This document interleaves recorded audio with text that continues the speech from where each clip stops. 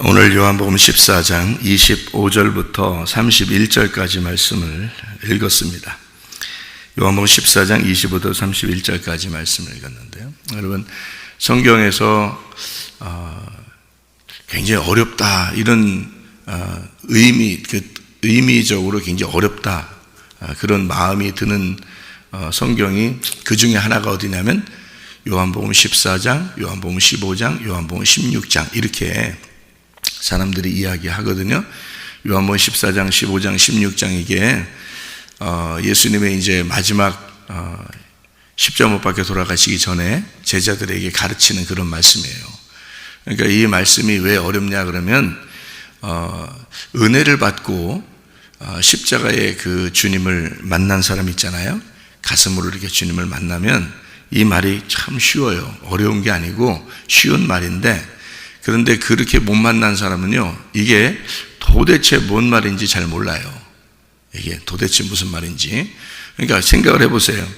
요한복음 14장 20절에 보면 그날에는 내가 아버지 안에, 너희가 내 안에, 내가 너희 안에 있는 것을 너희가 알리라. 어떻게 알아요? 자기가 진짜 그게 잘 안 느껴지는데 어떻게 아냐고요.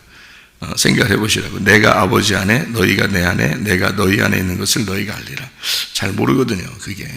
안 보이니까. 근데 진짜 주님을 만난 사람들은 이게 무슨 말인지 그냥 가슴으로 아는 거예요. 머리로 이해가 돼서 아는 게 아니고 그냥 가슴으로 아는 거예요. 어떻게 아는 거냐면 그냥 주님과 우리가 하나가 된 것 같아. 그러니까 주님과 내가 하나가 된 것 같고, 그 주님이 내 안에 같이 있고 나도 주님 안에 있는 것 같고, 그냥 그게 느낌으로 있어요. 느낌으로. 그러니까 가슴으로 느껴진단 말이에요. 그러니까 요거를 머리 지식으로 알려면 참 어렵죠. 근데 가슴으로 알면 이게 어렵지 않고 그냥 느낌으로 다 이렇게 속에서 느껴지니까, 그러니까 아는 거지. 그러니까 성경을 그런 가슴으로 아는 걸 머리로 이해하려고 그러니까 머리가 잘 이해가 안 될 수도 있겠다. 이제 이런, 그래서 설명을 이걸 하잖아요. 아무리 설명해도 모르는 사람은 몰라요. 무슨 말이에요, 이게 도대체. 그러니까 이거는 가슴으로 알고 주님을 경험하고 그런 사람들이 이제 알게 된다. 여러분, 그 주님을 가슴으로 느끼고 싶다 그러면 어떻게 하면 되냐면요, 회개하시면 됩니다. 그러니까 회개하면 되는데 어떻게 회개하느냐면 자기의 모든 죄를 다 주님 앞에 고백을 하면 돼요. 자기의 죄를 다 고백을 하고, 그리고 주님의 뜻대로 내가 평생을 살겠습니다 하고 주님과 약속을 하면 돼요. 그러면 이제 주님께서 우리의 죄를 생각나게 하시고, 그러니까 내가 죄를 고백하는 거 아니고 주님께서 내게 죄를 생각나게 하실 때가 있어요. 그러니까 나는 죄를 다 고백하려고 하는 거지. 나는 죄를 다 고백하려고 하는데, 그런데 주님이 그 기도하는 가운데 주님께서 죄를 생각나게 하시면, 그러면 이 죄가 너무 하나님 앞에 너무 잘못했구나, 내가 정말 죄인이구나, 내가 죽을 수밖에 없구나 라는 것을 깨닫게 돼요. 그걸 깨닫게 되면 주님께서 확 이제 하나가 되죠, 그 사람하고. 그러니까 내가 죽으니까, 그러니까 나는 죽을 수밖에 없는 죄인임을 깨달으니까, 그게 느껴지니까, 그러니까 주님이 나와 함께 이제 하신다는 것을, 주님이 아니면 은혜를 받을 수 없다라는 것을 이제 깨닫게 되니까요. 그렇게 되면 이제 죄를 회개하는 거고 은혜를 받는다, 이렇게 볼 수가 있어요. 뭐 큰 소리로 기도해도 되고 작게 기도해도 되는데 가슴으로 정말 진심으로 하나님 앞에 기도하는 순간이 있어야 돼요. 그것이 오지 않으면 진정한 회개가 되지 않습니다. 그냥 뭐 교회 왔으니까 한 번씩 기도하고 이런 거로 가지고는 진정으로 이게 되지가 않아요. 저도 뭐 어릴 때부터 뱃속부터, 엄마 뱃속부터 신앙생활 한 사람인데 제가 왜 이런 얘기를 하겠습니까? 그냥 교회 다니면서 예수님 믿고 말씀 듣고 기도하고 그러면 내가 주님과 하나가 된 거라고 얘기하면 그냥 그렇다고 믿으면 되지, 이렇게 얘기하면 되겠잖아요. 저도 그렇게 생활해 왔으니까. 그런데 그게 아니라는 것을 제가 경험을 했기 때문에 그래요. 이게 진짜 경험으로 안다는 게 다르구나. 그러니까 머리로 아는 거하고 이게 몸과 마음으로 아는 거하고 다르구나. 그러니까 직접 경험을 해보니까 이게 회개라는 게 그냥 어설프게 회개하는 게 아니라는 것을 깨달았어요. 그리고 그 회개, 진정한 회개가 있을 때 주님이 나와 함께 하시고 나는 주님과 함께 있고, 이것을 느낌으로, 가슴으로 이게 알게 되더라는 겁니다. 그러니까 한마디로 말하면 주님의 십자가에 같이 가서 같이 죽는 것을 경험을 해야 되는 거죠. 그래서 내 자신이 사라져야 돼요. 자기가 사라지게 되니까 첫 번째로 내가 누가 나보고 욕심내지 말라고 안 했는데도 욕심이 안 나고, 누가 나보고 화내지 말라고 안 했는데도 화가 안 나요. 그러니까 이상하게 그렇게 되더라고요. 그러니까 내가 죽으니까 그런 거예요. 내가 죽으니까. 그걸 회개라 그러는 거예요. 근데 자기가 회개가 안 되면 이상하게 자기는 욕심 안 부리려고 하는데 욕심 나고, 자기는 화 안 내려고 그러는데 화가 나고, 그래 회개가 진정으로 안 돼서 그런 거예요. 진정으로 회개되니까. 그러니까 저도 교회 생활하고 목사 생활하고 다 했잖아요. 다 죄도 짓고 뭐 별짓 다 해보고 다 했어요. 그리고 회개도 하고. 그러니까 이거를 다 이제 경험을 해보니까 이게 주님을 진짜 만난다는 거, 주님을 사랑한다는 거, 주님을 진짜 믿는다는 게 뭔가 다른 게 있구나라는 것을 알게 되니까 교회 다니는 사람들이 진정으로 회개한 사람이 얼마나 되는가, 이렇게 저는 판단할 수 없지만 하나님께서는 판단하실 것이다 이 말이에요. 그러니까 하나님의 그 판단에서 의로운 사람이 되려면 여러분 우리 모두 다 회개해야 된다. 그래서 제가 회개를 강조하는 거고, 여러분에게 우리는 교회에 와서 뭐 하는 거냐? 죽는 거다. 그래서 그것을 강조하는 겁니다. 네가 죽으면 너는 살게 될 것이다. 너는 회개를 하게 되면 진정으로 구원받게 될 것이다. 이런 것을 자꾸 강조하게 되는 거예요. 진정으로 알게 되니까 그렇게 된 거예요. 그러니까 말로 표현하는 것은 내가 100%를 가슴으로 알았어도 말로 표현하는 건 7, 80%가 가장 많이 설명하는 게 아마 7, 80% 그렇게 설명이 될 거예요. 그러니까 100%를 경험하게 되려면 여러분도 진짜 회개 안에 들어가야 합니다. 회개하고 주님의 십자가에 같이 매달려야 하고 여러분이 진짜 죽음을 경험해야 됩니다. 그러면 여러분은 당신 구원 받았어요? 그렇게 누가 안 물어봐도, 또 내가 진짜 구원 받았나 이런 거 생각 안 해봐도 그냥 주님과 함께 살아가는 거예요. 그러면 되는 거죠. 그러니까 자기가 모든 거 밥을 먹어도 우리가 먹든지 마시든지 무엇을 하든지 하나님의 영광을 위해서 해라. 그거 말 안 해도 그냥 내가 먹는 것도 하나님의 영광을 위해서예요. 마시는 것도 하나님의 영광을 위해서, 내가 살아가는 것도 하나님의 영광을 위해서구나 라는 것을 그냥 알게 되는 거예요. 그냥 알아요. 그냥 말해서 아는 게 아니라 그냥 알게 돼. 회개하면 그렇게 되는 거예요. 그러니까 먹어도 마셔도 우리 아이들하고 놀아도 또 성경을 공부하고 봐도, 기도해도, 예배를 드려도, 또 어디에 이렇게 나가도 똑같아요. 하나님의 영광을 위해 살아라라는 게 그냥 그렇게 되는 거지, 이렇게 함부로 이렇게 살아갈 수가 없어요. 그래서 주님께서 우리를 통치하시기 때문입니다. 그러니까 성경은 뭐 때문에 쓰여진 책이냐? 하나님의 통치 때문에 쓰여진 책이다. 그러니까 하나님의 통치가 이 성경책인데요, 나를 하나님이 통치하시기 위해서, 그러니까 나를 그 통치에, 하나님의 통치에 나를 이렇게 놓는 거죠. 하나님 나를 다스려 주십시오. 하나님이 나의 왕이 되십시오. 나는 내 왕권을 내려놓겠습니다. 하나님이 나의 왕이 되십시오 하고 나를 내려놓는 거죠. 그것이 하나님의 통치고요, 하나님의 다스림입니다. 그 하나님의 다스림이 하나님의 말씀이에요. 성경을 쓴 목적입니다. 그러니까 성경은 우리에게 내가 너를 다스리겠다, 내가 너를 정복하겠다, 내가 너를 이기고 내가 또 이기려고 하겠다, 그러니 너의 왕권을 내려놓고 나에게 굴복해라. 이게 성경입니다. 그 주님께서 우리에게 그렇게 말씀하시는 거죠. 급기야는 어떻게 하냐면 우리 속에 들어와서 나의 주인 되겠다는 겁니다. 우리 속에 들어와서 나의 주인 되겠다. 그러니까 이렇게 하는 거죠. 요한복음 15장의 7절에 보면 이런 말씀이 있어요. 너희가 내 안에 거하고 내 말이 너희 안에 거하면 무엇이든지 원하는 대로 구하라. 그리하면 이루리라. 이랬거든요. 그러니까 무엇인지 원하는 대로 구하라. 그리하면 이루리라. 거기 말에 집중하지 말아야겠죠. 그거는 그냥 이루어진다고. 그냥 그건 이루어지는데 그 앞에 말에 집중해야 돼요. 그 앞에 말을 뭐라고 돼 있어요? 너희가 내 안에 거하고가 먼저예요. 그죠? 그 다음에 두 번째로 내 말이 너희 안에 거하면, 이렇게 두 번째가 돼 있어요. 그러니까 이 두 가지가 이루어지면, 그러면은 원하는 대로 구해봐, 다 이루어진다. 그래서요, 원하는 대로 구하는 것은 그 원하는 게 나의 원함이 이제 누구의 원함이 됐기 때문에 그래요? 하나님의 원함이 됐기 때문에 그렇습니다. 그러니까 나의 원함이 내 소원이 아니라 주님의 소원이 됐기 때문에, 그러니까 다 이루어질 수밖에 없는 거죠. 어떻게 됐으니까? 너희가 내 안에, 내가, 내 말이 너희 안에.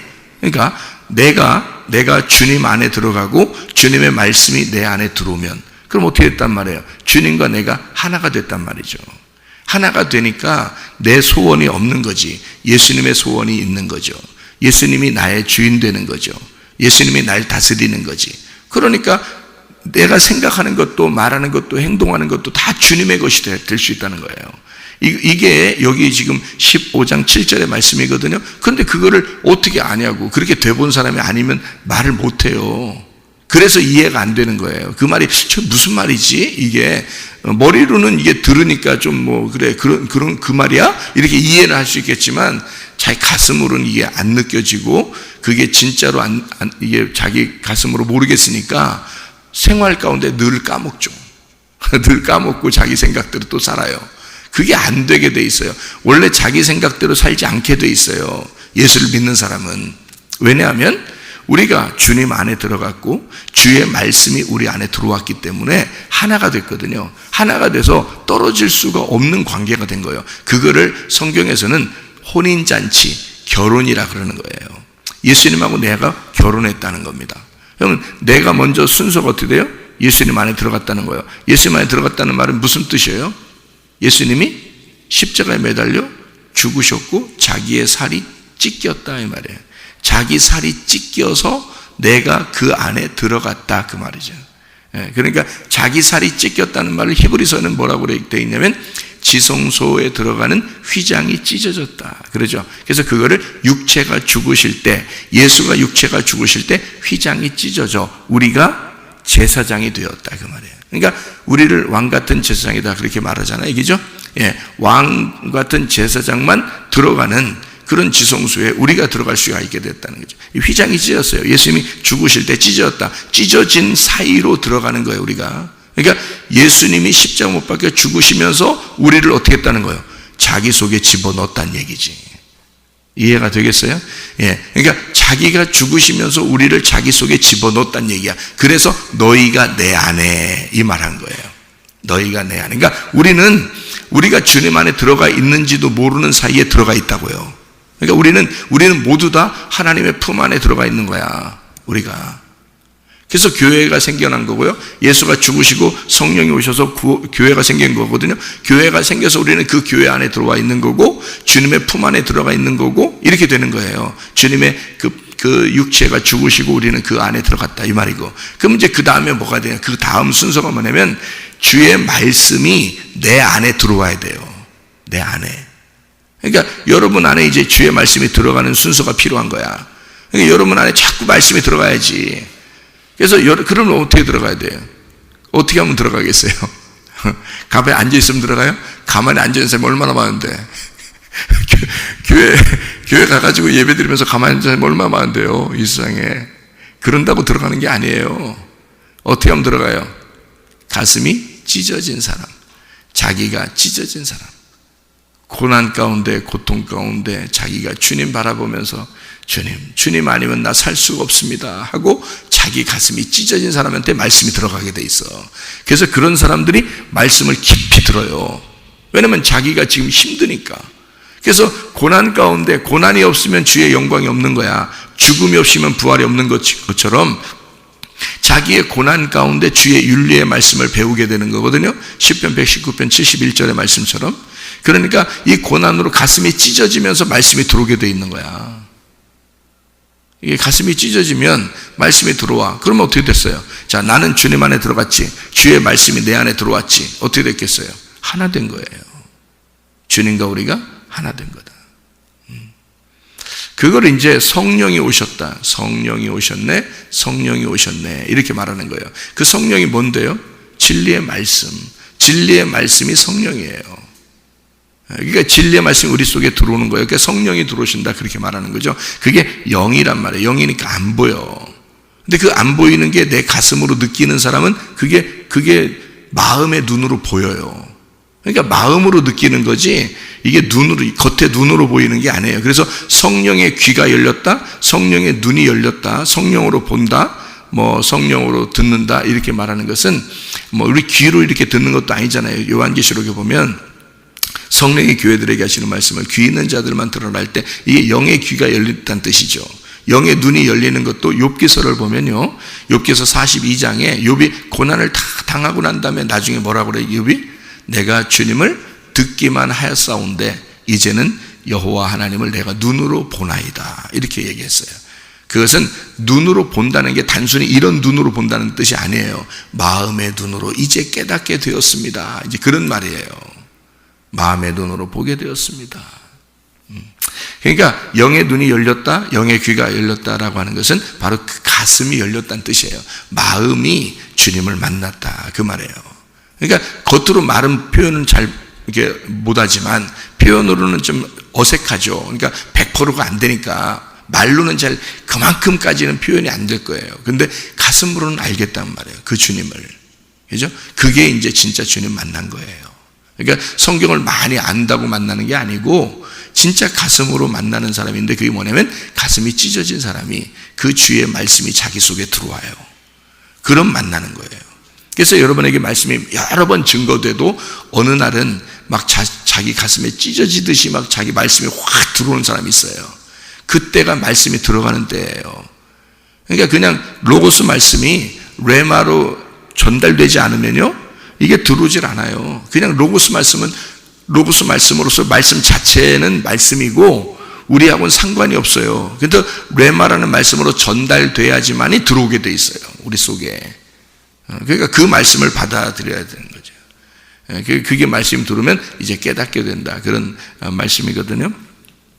사람들이 보혜사 그러는데 보혜사가 뭐냐면 성령인데요. 이 성령이 보혜사가 무슨 거냐면 사람들이 보혜사 그러니까 누가 뭐 자기가 보혜사다 그렇게 자기가 보혜사 그게 진짜 네가 보혜사냐 그래서 사람들이 사기쳤다 해가지고 법정에 이제서 만났대요. 만났더니 당신이 보혜사의 성령입니까? 그러니까 내가 언제 그런 말 했습니까? 또 그랬대. 그러니까 완전히 이게 웃기잖아요. 그죠? 아니 자기가 보혜사 성령이라고 했으면 거기 가서도 자기가 보혜사 성령이라고 해야 될 거 아니야. 그렇잖아요. 나 같으면 그렇게 얘기하겠다. 나 같으면 생각을 해보세요. 네가 보혜사 성령입니까? 예, 보혜사 성령입니다. 왜요? 뭐 잘못된 거 있습니까? 뭐 성령 보여요? 뭐 이렇게 하면 될 거 아니에요. 이게 무슨 말이냐면 여러분 잘 봐요. 이게 성경을 잘 봐야 돼요. 그래서 자기가 하나님, 예수님, 성령님에서 자기가 보혜사 성령이라고 하고 싶으니까 이렇게 된 건데 그런 말 하면 안 되고요. 이런 말 해야 돼요. 보혜사 성령은 사실 우리 속에 다 들어와 계셔요. 말씀으로. 진리의 말씀으로 다 들어와 있기 때문에 사실 자기가 보혜사 성령의 역할을 우리 사람이 하는 거예요. 그래서 모든 사람이 보혜사 성령의 역할을 하는 거거든요. 왜냐하면 그 사람 속에 성령이 들어와서 그 진리의 말씀이 그 속에 존재하면은 보혜사 성령의 역할을 하는 거예요. 누구나. 그러니까 보혜사 성령이 안 보이지 옆에. 그죠? 우리 속에 계시니까. 다 각자 사람들 속에 있으니까 안 보이는 거죠. 그러니까 누구나 자기가 보혜사 성령이라고 해도 되는 거예요. 왜냐하면 자기하고 성령하고 하나가 됐으면, 그죠? 성령하고 나하고 하나가 됐으면 성령이 어디 있어? 따로 있는 게 아니라 내 속에 있으니까 내가 보혜사 성령으로 진리의 말씀을 증거한다. 이렇게 진리의 말을 말한다라고 해도 괜찮은 얘기거든요. 그러니까 어떤 사람만 그런 게 아니라 누구나 다 똑같이 그렇게 될 수 있는 거거든요. 누구나 다 그리스도를 믿고 진짜 가슴으로 주님을 받아들인 사람, 가슴이 찢어져 하나님의 말씀, 진리의 말씀이 자기 속에 들어온 사람은 다 보혜사 성령이 될 수가 있는 거거든요. 근데 그것이 원래 요한복음 14장 20절이에요. 근데 이거를 그 보혜사 성령이 제대로 잘 모르면 이게 안 깨달아지죠.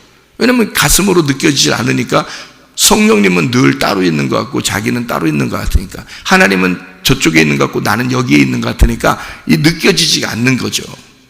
근데 생각해 보면 그날이 어느 날이냐면 부활의 날이에요. 주님의 부활의 날에는 내가 아버지 안에, 너희가 내 안에, 내가 너희 안에 있는 것을 너희가 알리라. 어떻게 알아요? 성령님이 가르쳐 준다고 했잖아요.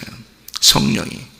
그러니까 요한복음 15장 26절에도요 뭐라고 되어 있냐면 이렇게 되어 있습니다. 내가 아버지께로부터 너희에게 보낼 보혜사 곧 아버지께로부터 나오시는 진리의 성령이 오실 때에 그가 나를 증언하실 것이요, 이렇게 되어 있잖아요.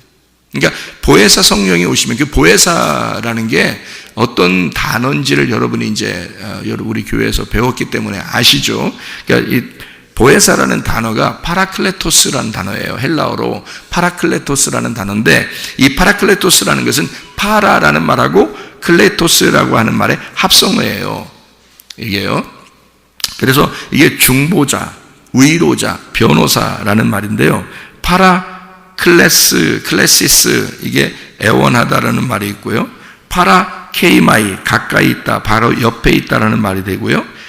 칼립토, 옆에서 덮어준다, 감추어준다는 말이 있고요. 그리고 칼레오, 가까이서 부른다, 초청한다, 같이 예배한다, 뭐 이런 얘기가 있어요. 이게 파라클레토스에서 나오는 이게 파생어거든요. 그럼 이 파라클레토스라는 것은 옆에 있는 거예요. 옆에서 나와 함께 예배하는 거예요. 그게 파라클레토스라는 거거든요. 그게 보혜사라는 거예요. 그러니까 예수님을 우리가 저쪽에 모셔놓고 우리가 예배드리는 예수님, 하나님 이러면서 부르는 예배가 아니라 내 옆에서 같이 있는 예배. 그러니까 하나님이 나한테 들어와 가지고 같이 보혜사로서 나와 함께 예배하는 그 예배자를 파라클레토스라고 그래요. 이게 보혜사라는 단어입니다. 그러니까 성령님이 우리 속에 들어와, 진리의 말씀이 우리 속에 들어오면 그게 같이 성령 보혜사가 되는 거예요. 예를 들어 이런 거죠. 보혜사라는 건 옆에서 돕는 자거든요. 옆에서 돕는 사람이 집에 가면 누구 있어요?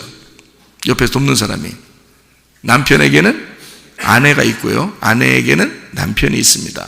그게 파라클레토스예요. 서로가. 그래서 창세기에는 아담이 혼자 외로워하니까 하나님께서 아담의 갈비뼈에서 사람 하나를 만들어요. 왜 만들었다고 그래요? 자기가 돕는 배필을 만들어 주겠다 이러잖아요. 그 돕는 배필이라고 하는 게 아담의 가슴에서 나온 거란 말이에요. 이 아담의 그 옆구리에서 나온 여자, 그 돕는 배필이라고 그러는데, 그 돕는 배필이라고 하는 그 돕는 배필이 여자가 아니라 남자예요. 희한하죠, 그죠? 그러니까 이게 성 구분이 있단 말이에요. 여성, 남성, 이래 글씨에는 그런 게 있는데 여기에 남성이란 말이에요. 그 돕는 배필이. 그러니까 아담에게 돕는 배필이 또 남자가 나왔다? 이상하잖아요. 그게 이제 여러분 또 야, 성경이 어떻게 또 그렇게 돼 있냐 이렇게 말하지 말고, 이게 무슨 말이냐면 아담이 남자니까 아담에게서 나온 사람이 꼭 여자가 돼야 되는 법이 없죠. 생각을 해보면, 그죠? 여자란 말이에요. 여자인데 그 여자라고 부른 거지, 여자라고, 이게 남자가 이슈거든요. 히브리어로 이슈라고 그래요. 그러면 여기서 나온 여자를 이슈아라고 그럽니다. 그러니까 이슈에서 나왔기 때문에 이슈아라고 부른 거예요. 그러니까 남자에게서 나왔으니 여자로 부르리라 이렇게 말한 거지, 사실은 아담에게서 나온 하와는 또 다른 아담이지. 생각해 보세요. 아담에게서 나왔으니까 아담에게서 나온 아담이죠. 그죠? 그러니까 이게 서로 돕는 관계를 만들어내려고 돕는 배필이라 그런 거예요. 무슨 말인지 알겠어요? 그러니까 하와가 선악과 먹으면 누가 먹었다고요? 아담도 같이 먹은 거라니까. 이게 그래서 아담이 하와가 선악과 먹은 거 알고 자기도 먹은 거예요. 이게 왜 그러냐면 이게 하와나 아담이나 같은 거니까. 여러분, 부부를 뭐라 그래? 다 같다 그러면서 자기들끼리, 부부 그러면 자기들끼리 하나라며, 그죠? 남편과 아내가 둘이 만나가지고 우린 둘이에요 이렇게 말하는 사람 없더라고. 우린 하나예요 그러죠. 다 우리 둘이에요. 난 저 사람하고 상관없어요. 이런 사람은 싸울 때나 한 번씩 그렇게 얘기하는 거지, 그렇지 않으면 다 우린 하나예요 이렇게 말하잖아요. 부부가. 그래, 서로 다르게 만났는데도 둘이 부부라고 그래요. 하나라고 그러잖아요. 근데 하물며 아담에게서 나온 하와하고 하와와 아담은 진짜 하나죠. 진짜 하나. 그죠? 그러니까 하나님 우리를 어떻게 생각하냐면 하나님 안에서 우리가 태어난 거잖아요. 하나님 안에서 우리가 태어났으니까 우리도 또 하나의 하나님의 아들이란 말이에요. 그래서 우리를 따로 보질 않아. 하나님은 우리를 따로 보질 않고 항상 우리를 하나라고 생각해요. 하나님은. 근데 우리들은 어떻게 생각하면 하나님을 따로 놓고 하나님을 예배한다고 생각해. 그러니까 예수님이 요한복음 4장에 예배, 이제 앞으로 예배는 어떻게 하냐, 사마리아 여자가 뭐라고 하냐면, 이 산에서 예배드리는, 우리는 이렇게 예배드리는데 당신들은 예루살렘이라는 산에서 예배드린다면서요. 그러니까 예수님이 이 산에서도 말고 저 산에서도 말고 이제 예배할 때가 오는데, 그때가 뭐냐면 영과 진리로 예배할 때가 와. 그래서 영과 진리로 예배하는데, 그렇게 예배하는 자를 하나님이 찾으실 거야 이랬잖아요. 하나님이 찾으실 거야. 이제 너희가 하나님 찾는 게 아니야. 하나님이 너희를 찾아올 거야, 이런 얘기했잖아요, 예수님이. 그죠? 그 말이 뭐겠냐고요. 그 말이 뭐냐면, 우리가 하나님을 멀리 놓고 예배를 이렇게 드리는 거라고 사람들은 생각하는데, 지금의 시대는 어떤 시대냐면 하나님이 우리를 찾아와서 예배를 드리는 시간이란 말이에요. 그러니까 하나님이 우리를 찾아와서 예배 드리는 걸 뭐라 그래요? 여기서 그러니까 요한복음 14장 15장에는 보혜사가 온다, 그렇게 말한 거야. 그래서 돕는 배필이 네 안에 들어와 아예 그냥 같이 예배할 거야. 한 부부가 될 거야, 그 말이에요. 그게 보혜사예요. 보혜사, 돕는 배필, 하나가 된 부부. 그래서 성령과 내가 하나가 된 거야. 하나가 되니까 예배를 어떻게 같이 드리는 거죠. 그러니까 하나님이 나를 예배하시는 거야. 나는 하나님을 예배하는데 하나님은 나를 예배하시는 거야. 같이 예배 드리는 거예요. 그래서 서로 하나 됐다고 얘기하는 거예요. 돕는 배필이라고. 이게 진짜 느껴지는 거하고 머리로 이해하는 거하고는 좀 달라요. 그래서 요한복음 14장, 15장, 16장이 많이 이제 이해를 이렇게 쉽게 하기가 어려워지는 거죠. 자, 아까도 우리가 이제 그 인도자가 얘기를 했지만 뭐라고 얘기했냐면, 하나님이 주시는 평안은 다르다 그랬죠. 하나님 주시는 평안은 달라요.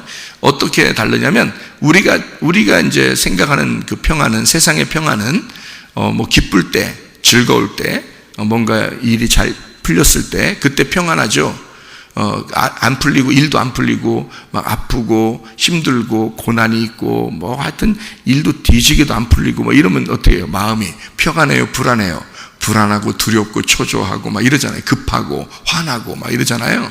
그게 세상이거든요. 그러니까 세상에서 주는 평안은 뭔가 일이 잘 풀리고 기쁘고 건강하고 좋은 일만 있을 때 평안하단 말이에요. 세상에 주는 평안은. 근데 주님이 주신 평안은 그렇지 않아요. 주님이 주신 평안은 오히려 두려울 때, 무서울 때, 고난받을 때, 힘들 때, 그때 하나님이 마음으로 주시는 평안이 있다고요. 그게 주님이 주신 평안이에요. 사람들이 주는 게 아니잖아요, 그게. 그렇죠? 그래서 제자들이 사람들을 피해서 모여가지고요, 자기들끼리 무서워서 두려워 떨고 있을 때 예수님 부활해가지고 나왔잖아요. 부활해 와가지고 제자들한테 뭐라 그래요?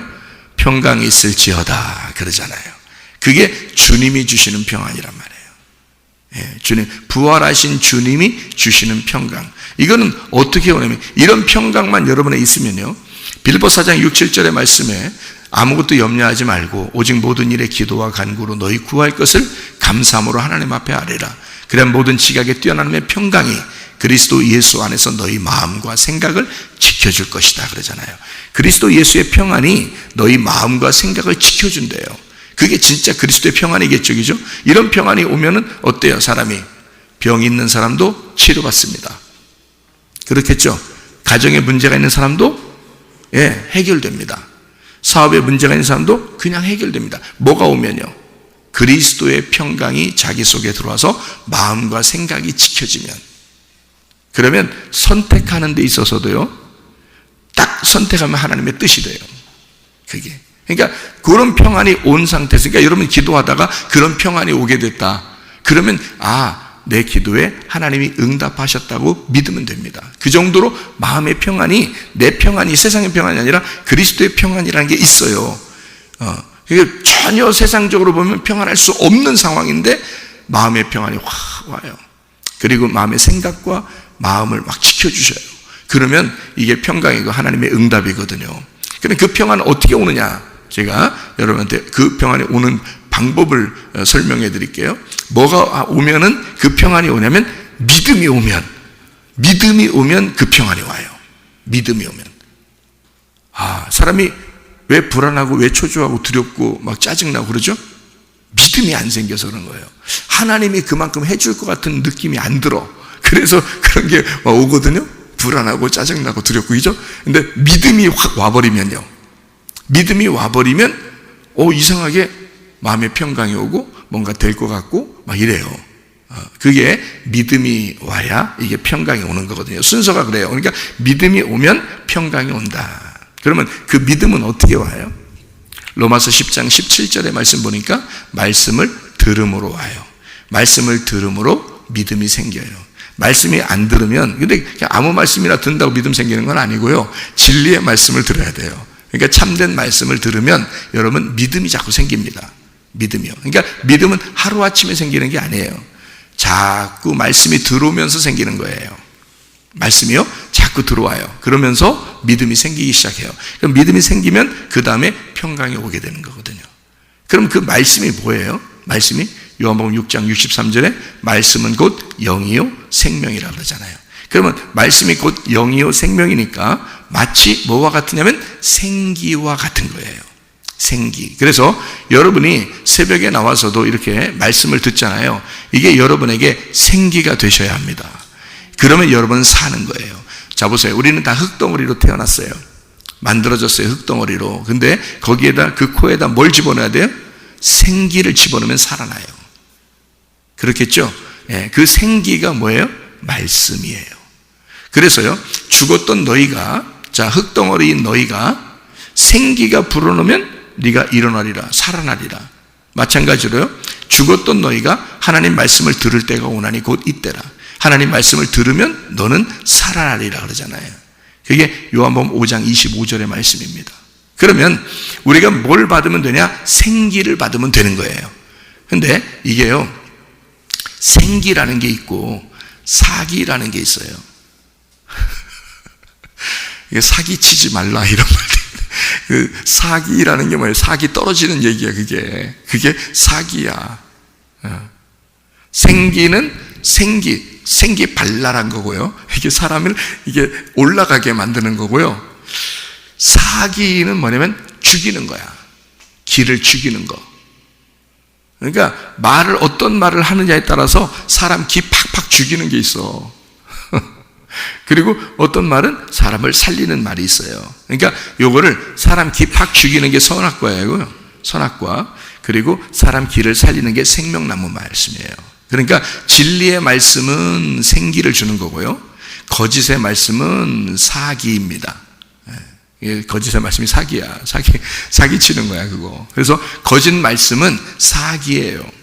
진리의 말씀은 이게 생명나무 말씀이고요. 생기를 주는 거거든요. 그러니까 우리가 뭘 들어야 살아난다? 죽었던 사람도 살아나는 게, 흙덩어리인 내가 숨을 쉬고 살아날 수 있는 게 뭐냐면 생기가 들어가면 그래요. 생기. 그게 뭐냐면 말씀이에요. 말씀, 진리의 말씀. 그것도 진리의 말씀, 영이요 생기, 생명인 그 말씀이 들어오면, 이게 창세기 2장 7절, 그리고 하나님이 바람이 불 때 주님이 나타나셔요. 선악과 먹고 난 다음에 창세기 3장 8절, 그 바람이 불어요. 그게 하나님의 영이란 말이에요. 하나님의 영이 불 때에 하나님이 나타나셔서 말씀하신단 말이에요. 그게 에스겔 36장 26, 27절에 보면 그게 너희에게 새 마음을 주고 새 영을 주겠다. 이렇게 말씀하시는 말씀이 에스겔 36장 26, 27절이에요. 그리고 요한복음 20장 22절에 예수님 부활하고 난 다음에 자기가 숨을 쉬면서 말하기를 성령을 받으라. 이렇게 말한 거예요. 그러니까 창세기로부터 구약에 있는 생기는 바로 뭐였다? 예수님이 불어넣어주는 성령이었다. 그 성령은 뭐다? 진리의 말씀이다. 이 말이죠. 그러니까 그 진리의 말씀을 여러분이 새벽이든 저녁이든 계속 이렇게 듣잖아요. 그러면 들으면 이 말씀이 들어오죠. 생기가 들어오죠. 생기가 들어오면 뭐가 생긴다고요? 믿음이 생긴다고. 말씀을 들음으로 그게 믿음이 생기기 시작한다고. 믿음이 생기기 시작하면 이게 바로 뭐로 연결된다? 마음의 평강이 오기 시작한다. 마음의 평강이 오기 시작하면 이제 있던 병도 치료받기 시작한다. 속에서 이게 치료가 시작된다. 그러기 전에는 치료가 시작되는 건 아니죠. 가만히 병 있는 사람 병도 있고, 그 다음에 문제가 있는 사람 문제도 그대로 있고, 다 그대로 걸려 있는데, 말씀 생기가 들어오는 순간 사람이 이상하게 속에서 뭔가 달라져. 그러면서 생기가 자꾸 불어오니까 속에 믿음이 생기기 시작하고 마음의 평강이 오면서 병도 낫게 되고 문제도 해결되고 이렇게 되기 시작한다는 거죠. 예. 사람이 왜 병 걸려요? 불안하고 초조하고 두렵고 세상 사는 게 너무 기막힌 일들이 많이 있으니까, 그러니까 병 걸리는 거예요. 기가 막혀서. 무슨 말인지 알아요? 이제는 생기, 이 길을 뚫어줘야 돼. 길을 뚫어주는 게 있는데 그게 바로 뭐냐면 말씀이야. 진리의 말씀이 여러분의 길을 뚫어줘야 하고 생기가 들어가야 돼. 그러면 믿음이 생겨. 그 믿음은 여러분에게 평강을 줄 것이고 그 평강은 여러분에게 치유의 역사가 일어날 것이다. 그 말입니다. 여러분 기도하겠습니다.